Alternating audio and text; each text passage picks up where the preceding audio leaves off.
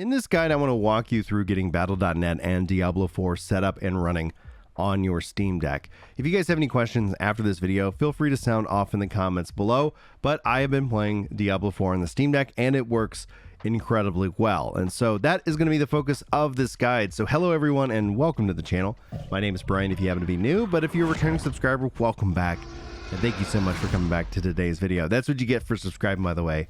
Free compliments and additional greetings for those of you who have subscribed. But let's not waste any time. Let's go ahead and first and foremost dive right in. Right now I've got Battle.net running in big picture mode. Whenever Steam starts up, you will be in big picture mode, but you can go down to power and you want to say switch to desktop mode. This is where, when setting up Battle.net, this is where the majority of the work is going to be performed. There's a few things that you should know, especially about using the Steam Deck in big picture mode, like holding down the Steam button and pressing the X key here will help bring up your keyboard. You're going to use that a little bit, especially when logging into Steam.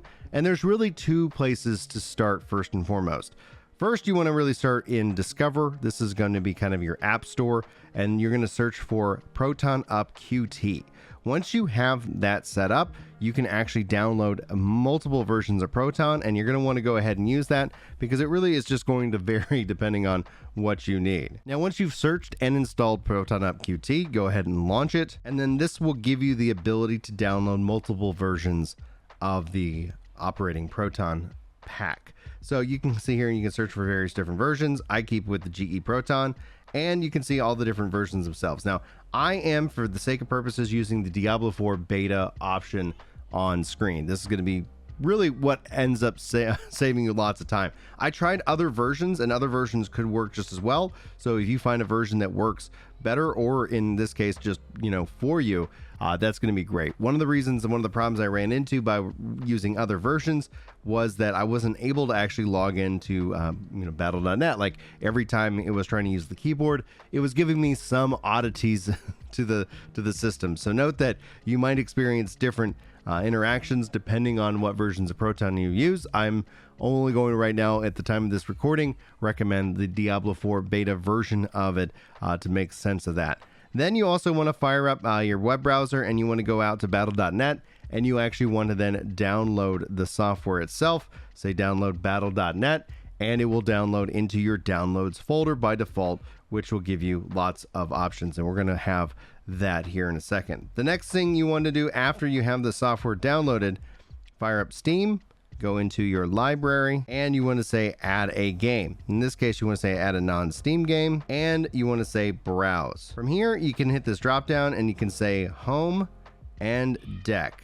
This is where you're going to find your downloads folder and where you want to select all files, and you'll find the Battle.net launcher setup.exe, and you can open that and you can add selected items. Collapse my favorites because it's going to show up down here, and you'll see the Battle.net setup file right here. So before you hit play on the setup, this is where you want to go into your settings, into your properties, into compatibility, force compatibility mode, and your GE Proton version that you've set up, or whatever Proton version that you have running. With that all configured, you can now launch and finish the install of the Battle.net setup. This is a one-time thing. Once you have this setup and installed and you're logged in, you can actually then go ahead and remove the non-Steam game by going back to settings, manage, remove non-Steam game.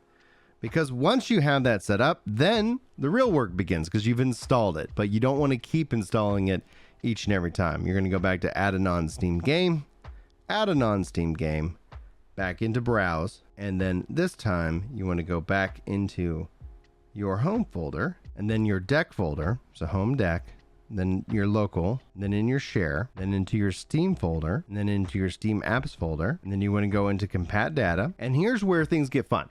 So you'll notice that you'll see several different numbers. The longest numbers here are going to represent your Windows folders.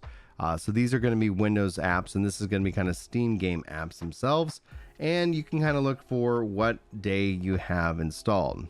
I'm going to pick on this one because those are the other games. You're then going to go into your PFX, Drive C, Program Files x86. For Windows users, this should seem very, very normal now. Battle.net, And this is where you'll find your Battle.net launcher.exe. Now I've already had that added, so I don't need to add it again the second time. So with that added, then you will see your Battle.net launcher.exe as well. All right, so just like before, you want to go ahead and click on Settings, Properties, Compatibility, Force Compatibility, and GE Proton. So one of the things that I ran into when doing all of this was that the Proton version didn't show up until I restarted it. So you might have to do a couple of reboots throughout this process just to make sure that it is working. Now I can actually launch, launch this over here, and you can see here, and I would actually recommend that you do that. Go ahead and hit play. It's going to go fire up the software, and it's going to allow me to log in and configure my, my account. Just make sure that it's all connected. You can see here, I always make sure I check the keep me logged in, so I don't have to keep typing that in each and every time, and it will fire up Battle.net running in desktop mode. But that's all well and good. You can choose to install the Diablo game on this side of the coin if you want. I'm going to let you make that decision. But from here, I like to go ahead and use all of this in the game. So I'm going to go ahead and click on restart, and we're going to boot back up to big picture mode. All right, now back in big picture mode, you can go into your library, and then in your non-Steam Games apps section, you can see here that I've added in other versions, but in this case, we just go with the Battle.net launcher. And if you're ever curious, you can always go back into settings, properties over here, and you can verify from a compatibility that that is still set up. From the controller perspective, you can see here I've got gamepad with trackpad. So overall, that is ultimately literally how it comes by default. So you don't really have to change anything there. All the controller settings from here on forward will be changed within the Diablo base application. And then from here, if you ever find that like the play button is too far below the system setting, maybe install the game from desktop, but you can see here I have it right there, and you can just click on play once it's installed, and it will go ahead and launch the game. All right, now that I'm in game, you have a couple things that if you've never played this game on controller, pressing start will bring up your character and your abilities pane. Pressing the select button, as I kind of reference this from old school controllers, will bring up your system settings, collections, your quests, and more. If you go over into game and into options, and then you tab over into gameplay using the right bumper, you have a lot of different options. So we're going to go into controls. Personally speaking, I do not combine my interact and basic skill. So my interact is going to be the A button, where my basic skill is now left trigger. My core skill is right trigger.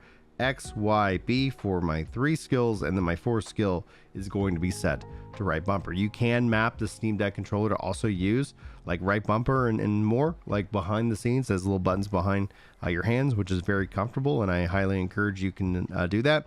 I have evade set to my left click, town portal down, left bumper for my potion, mounting is still on the right D-pad, and all of these rest of the buttons will be the default ones that they have set up to use.